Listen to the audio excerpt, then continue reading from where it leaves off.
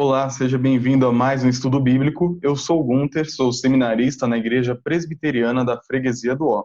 Caso você tenha acesso a esse vídeo e ainda não conhece a nossa igreja, clique no link aqui na descrição. Você irá para o nosso site, onde, além de informações sobre a igreja, você encontrará recursos para a sua caminhada cristã.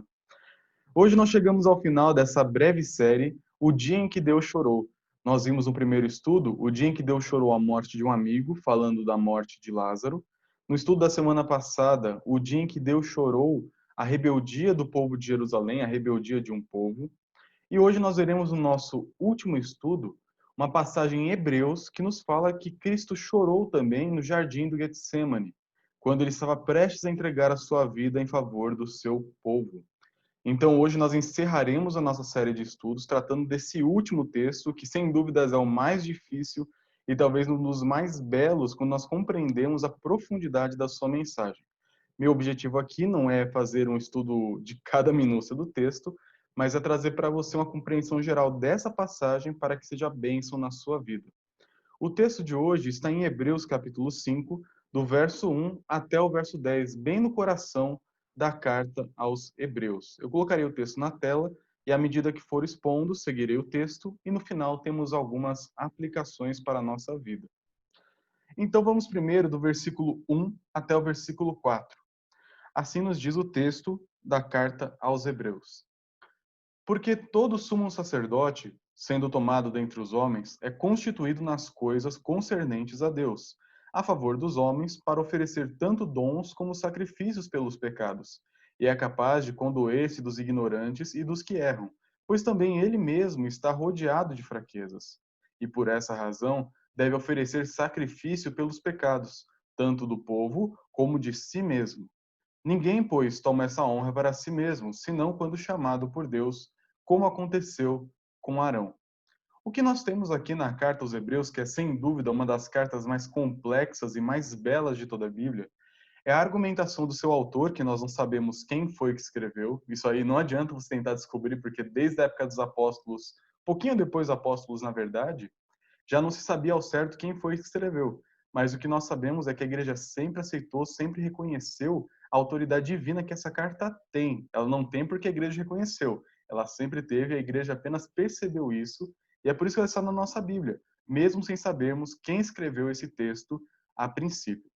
E aqui, bem no coração da carta aos Hebreus, o grande objetivo do autor dela é mostrar para os seus ouvintes que Jesus Cristo é aquele que realmente importa, aquele que é realmente superior aos anjos, a todo o sistema levítico, a todo o sistema sacrificial, a todos os ritos e sombras do Antigo Testamento.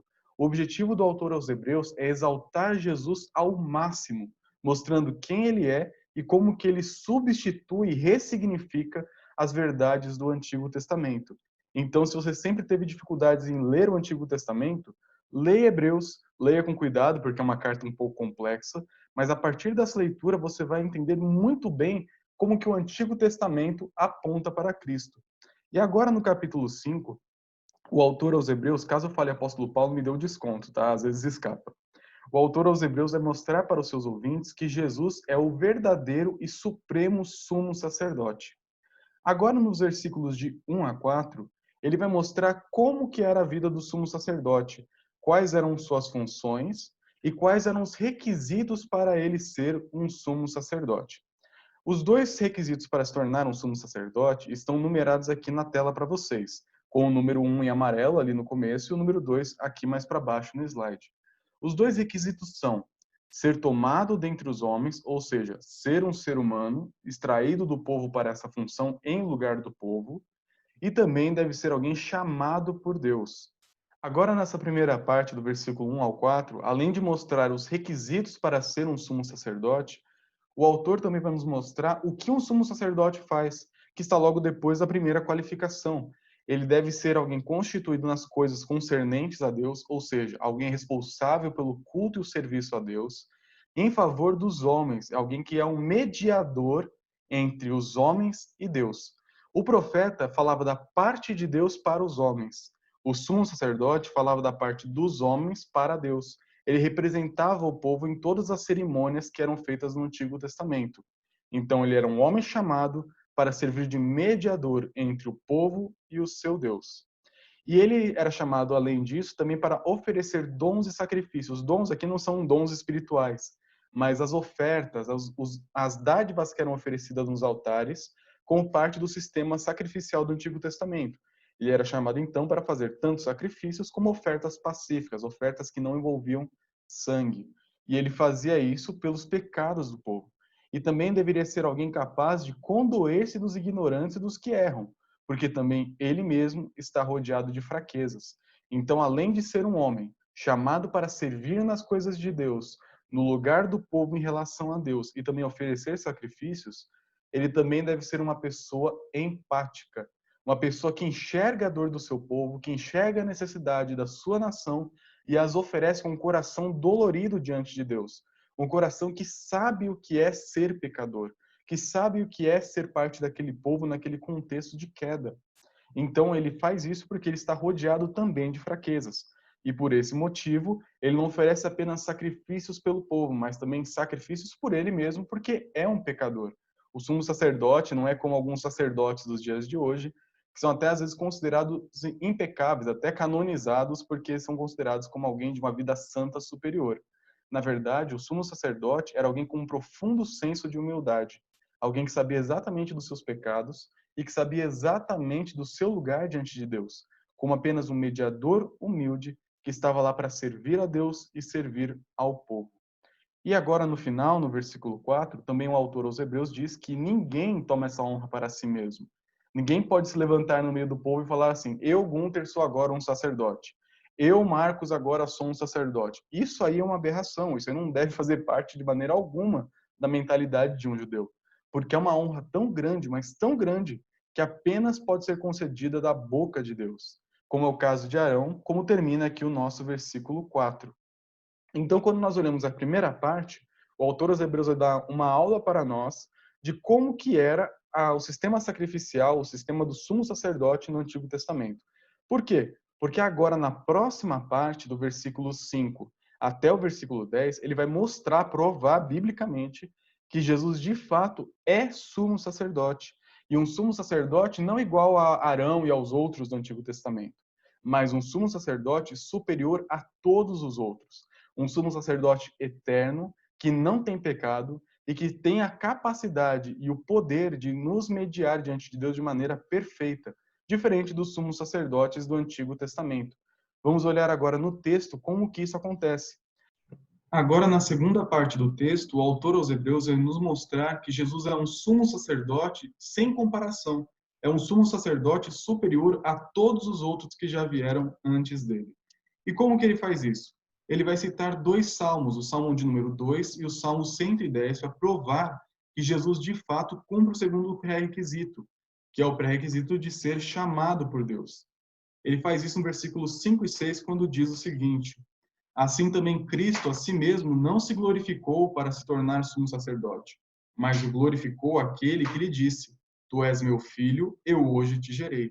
Como em outro lugar também diz: tu és sacerdote para sempre, segundo a ordem de Melquisedeque.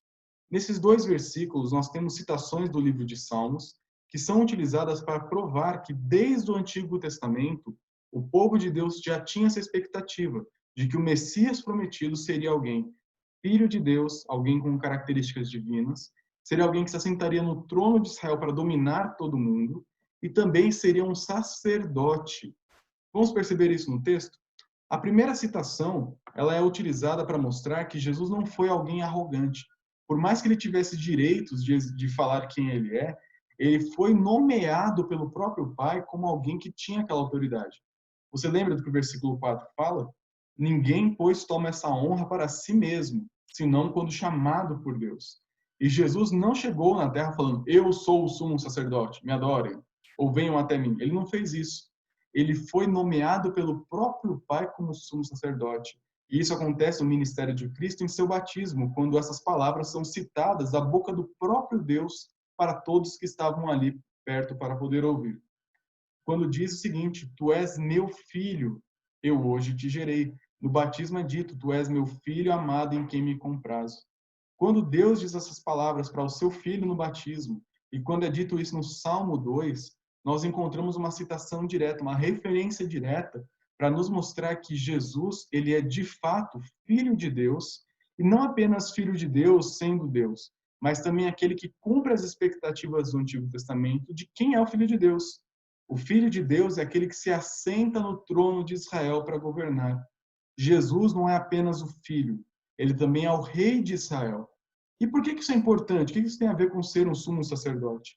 É porque agora no Salmo 110, versículo 4, que é este que é citado aqui no texto, nós encontramos uma referência a esse rei messiânico, que além de rei, é também um sumo sacerdote.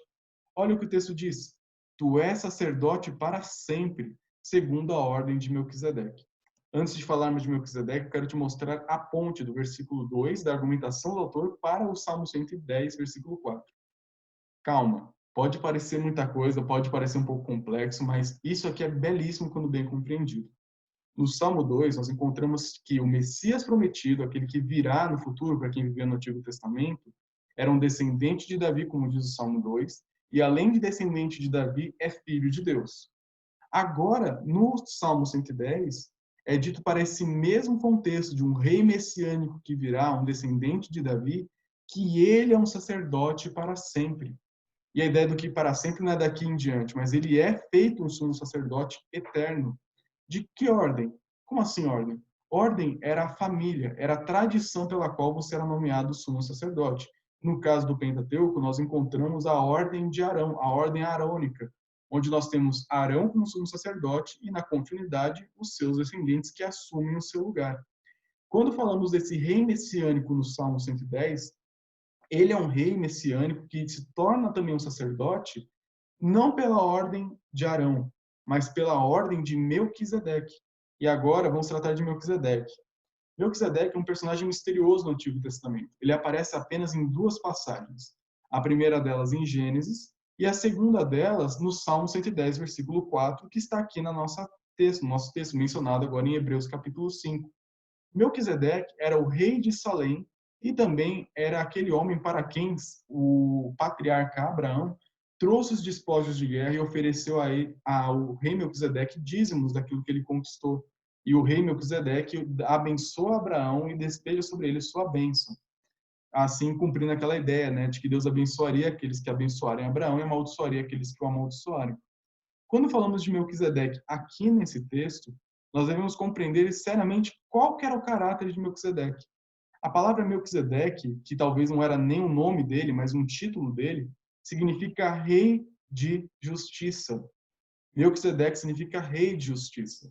E além de ser um rei de justiça e um sacerdote, ele também era rei da cidade de Salém, que significa paz. Então, o Melquisedeque, né, que a gente chama ele assim, ele era o rei da justiça e o rei da paz, e também um sacerdote. E o autor aos Hebreus vai explorar essa verdade para mostrar que, na verdade, Jesus, ele é um sacerdote segundo a ordem do Melquisedeque. Como assim? Ele é um sacerdote que não foi nomeado por alguém humano. Melquisedeque também não recebeu esse tipo de nomeação, não temos informação nenhuma sobre isso no texto. Ele veio de uma descendência que não é nobre, que não tem uma grande linhagem de sacerdotes. Ele não tem antecedentes sacerdotais na sua família. Jesus também não tem isso, ele é da tribo de Judá. Além disso, esse argumento é utilizado para mostrar que a ordem de Jesus como sacerdote é superior à ordem de Levi, que é a ordem de Arão. Arão era da tribo de Levi, por isso que era a ordem de Levi. E como que o autor aos Hebreus nos mostra isso? Ele mostra isso no capítulo 7, do versículo 1 até o versículo de número 10, quando ele vai falar que Levi estava submisso a Melquisedeque nesse episódio de Abraão. Por quê? Levi é descendente de Abraão, e ele estava como se fosse no coração de Abraão ainda. Então, quando Abraão oferece dízimos a Melquisedeque, é como se todos os descendentes, até mesmo Levi, estivessem oferecendo dízimos a Melquisedeque, mostrando que, se fôssemos fazer uma escala, a ordem sacerdotal de Melquisedeque é superior à ordem sacerdotal de Levi. E quando o Salmo 110 fala que Jesus, o rei de Israel, o Messias prometido, é um sacerdote para sempre, fala também que ele é um sacerdote para sempre dessa ordem, de uma ordem que não tem começo e não tem fim, de uma ordem nomeada pelo próprio Deus, pelo que nos indica o texto de Gênesis. É um sacerdote que é superior a todo aquele cerimonial levítico do Pentateuco. Jesus é um sumo sacerdote superior a todos os outros sumos sacerdotes que já existiram na face da terra. Porque além de ser de uma ordem superior, ele também é um sacerdote eterno. Um sacerdote que vive para sempre para interceder por aqueles que se achegam a Deus. Então, é um pouco complexo essa parte, tá? A pior parte do nosso estudo já foi, a mais difícil é essa. Mas o que é mais importante que você lembre até agora é que Jesus cumpre sim o segundo pré-requisito. Ele foi chamado por Deus como um rei messiânico e também foi chamado por Deus como um profeta, na verdade, um sacerdote. Já misturei os ofícios aqui. Como um sacerdote eterno para interceder e mediar o povo em relação a Deus. Tanto que o próprio apóstolo Paulo vai falar nas suas cartas que Jesus é o mediador entre Deus e os homens. Ele é o único que se encaixa para essa qualificação de modo perfeito e sem nenhum tipo de falha. Agora, na continuidade do texto, versículo 7 para até o versículo 10, nós encontraremos o autor aos Hebreus nos mostrando que Jesus também cumpre o primeiro pré-requisito, que é ser tomado dentre os homens, mas com algumas diferenças, que são maravilhosas por serem diferentes. Olha o que o texto nos diz a partir do versículo 7. Ele, Jesus, nos dias da sua carne, ou seja, naquele período da sua encarnação, cuidado, isso não significa que hoje Jesus não é mais homem, tá? Isso é um erro muito comum, mas não é verdade. Jesus continua homem até os dias de hoje. Ele continua encarnado, porém agora glorificado depois da sua ressurreição, tá? Não cometa esse erro. Jesus, nos dias da sua carne, quando ele se fez carne, nasceu da Virgem Maria, tendo oferecido com forte clamor e lágrimas, orações e súplicas a quem o podia livrar da morte, e tendo sido ouvido por causa da sua piedade, embora sendo filho, aprendeu a obediência pelas coisas que sofreu, e tendo sido aperfeiçoado, tornou-se o autor da salvação eterna para todos os que lhe obedecem, tendo sido nomeado por Deus sumo sacerdote, segundo a ordem de Melquisedeque, reforçando o segundo qualificativo que alguém deve ter para ser um sumo sacerdote. E esse texto aqui, ele é a fonte para várias heresias que inventam por aí. Não porque o texto fala uma heresia, mas porque interpretações erradas desse texto geram erros e mais erros sobre a pessoa e a obra de Cristo. Por isso, preste bastante atenção. É o final da série, mas ficou o mais difícil para o final. Mas é um difícil que vale o esforço, tá? Então, o que nós encontramos aqui do versículo 7 até o versículo 10? Ele, Jesus, no dia da sua carne, já disse, no período que ele se encarnou, quando ele veio ao mundo, nascido da Virgem Maria, casada com José, cresceu, cumpriu seu ministério. Nesse contexto, Jesus, nos dias da sua carne, tendo oferecido com forte clamor e lágrimas, por isso que eu falo que ele chorou, apesar do relato do Getsemane não falar que ele chorou, aqui em Hebreus nós temos uma citação não, mas uma fala do autor inspirada pelo Espírito Santo dizendo que ele chorou também. Ele, naquele contexto do Getsemane, com forte clamor e lágrimas, orações e súplicas, orou para aquele que o podia livrar da morte e foi ouvido. Como assim? Quando nós encontramos aqui toda aquela angústia que Jesus passou no jardim, com lágrimas, com choro, com orações e súplicas, ele fez aquilo não de uma maneira desesperançosa, mas fez aquilo indo ao seu Pai, orando ao seu Pai, pedindo a ele o livramento da morte. E o texto de Hebreus nos mostra que o Pai o livrou da morte. E talvez você esteja pensando agora nesse momento. Como assim? Jesus morreu na cruz.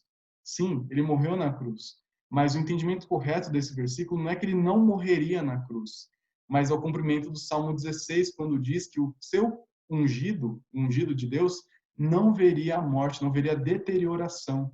E essa oração de Cristo no jardim para livrá-lo da morte era para livrá-lo do domínio da morte, que aconteceria depois da sua crucificação. E o Pai atende essa oração do Filho e o ressuscita ao terceiro dia. Por isso que Jesus foi atendido, porque ele não ficou na morte. Ele não ficou sob o domínio da morte. Ele venceu a morte na cruz e foi ressuscitado ao terceiro dia. E ele só foi atendido por causa da sua piedade. E a palavra piedade aqui, ela não é apenas de alguém piedoso, alguém que ama a Deus. Mas o teor dessa palavra é de temor. É alguém que tem uma profunda reverência e convicção de quem Deus é. E essa convicção de quem Deus é molda todo o seu caráter. Jesus só foi ouvido porque ele era perfeito, porque ele era santo, porque nele não havia mácula nenhuma. E ele tinha todo o acesso diante do seu Pai para pedir a ele o que quisesse. E esse acesso não é aquele acesso ousado, como alguns até brincam, né, chamar de Deus de papai e montes de estripulias. Não, ele lidou com seu pai de maneira reverente, de maneira honrosa, como aquele que podia livrá-lo da morte, e ele foi ouvido assim. Ele foi ouvido porque ele era santo, porque ele era um homem piedoso, e porque ele recorreu a Deus com toda humildade, com toda a maneira santa que ele deveria recorrer ao seu pai. E por isso ele foi ouvido. E é por isso que hoje nós oramos em nome de Jesus, porque por nossos próprios méritos nós não somos atendidos pelo Pai. Por nossos próprios méritos, nós não temos direito algum de resposta da parte de Deus. Nós nunca ouviremos um sim ou não de Deus, as nossas respostas, se não orarmos em nome de Cristo. Porque somente Ele é o nosso mediador. Somente Ele pode entregar nossas orações ao Pai em seu nome, em seu mérito, pelo que Ele conquistou como nosso mediador perfeito. E agora, no restante do texto, a partir do versículo 8, nós temos o seguinte: embora sendo filho, aprendeu obediência pelas coisas que sofreu, e tendo sido aperfeiçoado, tornou-se o autor da salvação eterna para todos os que lhe obedecem, tendo sido nomeado por Deus sumo sacerdote segundo a ordem de Melquisedeque. E agora, cuidado de novo, porque aqui surgem algumas heresias. Jesus, sendo filho, aprendeu obediência. Ué, como assim? Quer dizer que Jesus era desobediente? Não, nada disso. Ele é perfeito, ele é 100% obediente. Mas ele, encarnado, viveu uma vida de completa e perfeita obediência a todas as leis de Deus. Ele aprendeu no dia a dia, nos seus 33 anos de vida nessa terra, o que é ser obediente na prática. Ele não era apenas obediente como legislador que deu a lei, mas também como cumpridor da lei. E ele, como homem, foi tentado por Satanás, foi tentado por aqueles que estavam ao seu redor para se desviar dos caminhos do Senhor. Mas ele permaneceu firme e superou todas as provações em nosso lugar. Diferente da gente, que qualquer tentação a gente logo cai. Jesus passou por todas as tentações, passou por todas as provações e ele superou, ele venceu cada uma delas. E por causa dessa superação dele, ele foi aperfeiçoado, no sentido de que ele se graduou na escola do sofrimento, se graduou na escola da obediência. E por conta de toda essa vida de perfeita obediência que ele teve, diante do seu pai, diante da lei de Deus e diante dos homens, ele foi reconhecido, recebeu todo o direito e todo o mérito de ser o autor da salvação eterna para todos que lhe obedecem, tendo sido nomeado por Deus sumo sacerdote, segundo a ordem do Melquisedeque. Então, o que eu quero trazer agora para a nossa compreensão do texto é um breve resumo desse finalzinho. Jesus, na sua encarnação, ele passou por uma vida de completa e perfeita obediência. Uma obediência que levou ao extremo no jardim do Getsemane a clamar a seu pai com lágrimas, com angústia, com temor do que viria, da ira do próprio Deus na cruz, clamando a ele que o livrasse da morte. E essa oração de Cristo foi atendida porque ele era piedoso, porque ele era alguém 100% santo, um homem perfeito, um Deus perfeito, aquele que não tinha mácula nenhuma e que pode interceder por nós. Por conta dessa santidade, ele foi ouvido. Por conta dessa santidade, ele foi ressurreto ao terceiro dia. Por conta de toda essa vida de obediência que ele viveu, ele foi graduado, né? Seria até a ideia aqui do autor, ele recebeu o direito, recebeu o título, recebeu a autoridade de ser o autor da salvação eterna para todos os que lhe obedecem. E essa autoridade que ele tem agora, porque ele é um de nós, o qualifica a ser o sumo sacerdote perfeito da ordem de Melquisedeque. Eu quero agora encerrar com algumas breves aplicações e resumos do que nós vimos até aqui. Em primeiro lugar, Jesus é o nosso perfeito sumo sacerdote. Por que ele é o nosso perfeito sumo sacerdote? Porque ele foi chamado por Deus para essa função, tanto por ser filho, tanto por ser o legítimo rei de Israel e também porque ele foi chamado para ser um sacerdote da ordem de Melquisedeque, e também porque ele é um homem como nós, só que perfeito. Ele é um homem como nós que tem empatia pelas nossas fraquezas, que tem amor pelas nossas mazelas e não apenas um amor de telespectador, mas ele mesmo se ofereceu como sacrifício em nosso lugar para nos reconciliar com Deus, pagando por cada um dos nossos pecados cometidos no passado, no presente e serão cometidos no futuro. O nosso Deus, o Senhor Jesus Cristo, não é apenas um Salvador, ele também é o nosso sumo sacerdote perfeito. Ele ora por nós, ele faz sacrifício perfeito no nosso lugar. Ele é aquele que nós precisamos confiar, porque ele é o nosso mediador entre nós e Deus. Em segundo lugar, Jesus se entregou completamente à vontade do Pai no jardim. Seja feita a tua vontade. Jesus sempre foi submisso à vontade do Pai. E essa submissão só vinha por conta da sua piedade. e toda aquela vida de profunda obediência, de profundo temor ao seu pai que ele tinha, um temor santo e reverente. E por conta de toda a sua obediência, por conta de todo o seu zelo e toda a sua piedade, ele se formou na escola do sofrimento e por isso que ele nos traz esperança hoje quando nós sofremos. Ele sabe exatamente o que é sofrer. Ele sabe exatamente o que é a dor de ser tentado. Ele sabe exatamente o que é viver num mundo caído, porque ele se encarnou e viveu nesse mundo assim como nós vivemos hoje. E ele pode te ajudar. Ele pode ouvir as suas lágrimas, ver o seu sofrimento, interceder por você e oferecer a sua maravilhosa graça. E por isso, por conta de tudo que ele fez, por conta de tudo que ele é o autor da salvação eterna para todos os que lhe obedecem. E eu quero só explicar essa questão do obedecer. Não é que nós somos salvos porque obedecemos, mas é porque Jesus, no Evangelho de João, capítulo 14, verso 21, diz que aquele que tem os mandamentos dele, os mandamentos de Deus, e os guarda, esse é o que me ama. É porque aquele que ama a Cristo vive uma vida de obediência. Nós que temos essa esperança da redenção, nós temos essa esperança em Cristo, não devemos apenas falar, eu amo a Jesus e não obedecer aos seus mandamentos. Precisamos obedecer a Cristo e demonstrar o nosso amor à medida que nós obedecemos à sua lei e aos seus mandamentos. Por isso, é importante que você entenda. Os ouvintes da Carta aos Hebreus tinham algumas dúvidas sobre a pessoa de Cristo. Eles estavam pensando, será que vale a pena arriscar tudo que eu já aprendi no judaísmo para seguir esse Cristo? E o autor mostrar, sim, vale a pena. Porque no judaísmo você não tem um sumo sacerdote como esse. E para nós hoje, que não somos judeus, não viemos de famílias judias, nós precisamos aprender o seguinte, não há nada nesse mundo que ofereça um tão perfeito sacerdote para nós como Jesus. Nós não procuramos por esse nome, sumo sacerdote, mas nós procuramos na sociedade, procuramos na cultura, em nossos relacionamentos, pessoas que vão resolver o nosso problema, pessoas que vão nos colocar de bem com a vida e de bem com Deus. Talvez você pense em você mesmo como um sumo sacerdote, como alguém que vai resolver em última instância tudo aquilo que você tem para resolver.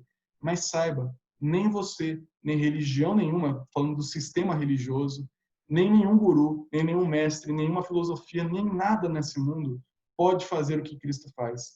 Nada nesse mundo pode substituir o sumo sacerdote perfeito que é Jesus Cristo.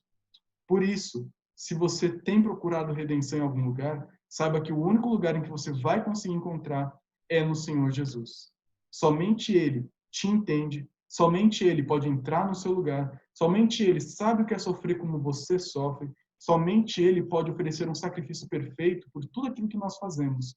Somente Ele ressuscitou. Somente Ele nos traz vida nova hoje em dia. Somente Ele nos dá esperança de um futuro maravilhoso na sua presença. Por isso, pare de procurar nas migalhas nessa terra. Pare de procurar sacerdotes nessa nossa cultura. Pare de procurar em si mesmo no espelho um sacerdote. E reconheça em Cristo aquele que te coloca em paz com Deus, aquele que resolve o seu maior problema, que era a guerra contra um Deus santo por conta de nossos pecados. Jesus venceu, Jesus nos reconciliou e ele é o nosso sumo sacerdote. Caso você tenha alguma dúvida, algum comentário, alguma questão sobre esse vídeo e queira saber um pouco mais, escreva aqui nos comentários do YouTube, eu responderei assim que possível. E também não esqueça de curtir o vídeo caso tenha gostado, ou descurtir caso não tenha gostado, você tem todo o direito de não gostar também, porque isso de alguma forma ajuda na divulgação desse vídeo para que outras pessoas possam também conhecer um pouco mais da palavra de Deus. Que Deus te abençoe e te dê essa plena confiança em Jesus Cristo, o nosso sacerdote, aquele que nos entende e nos salva. Que Deus te abençoe. Amém.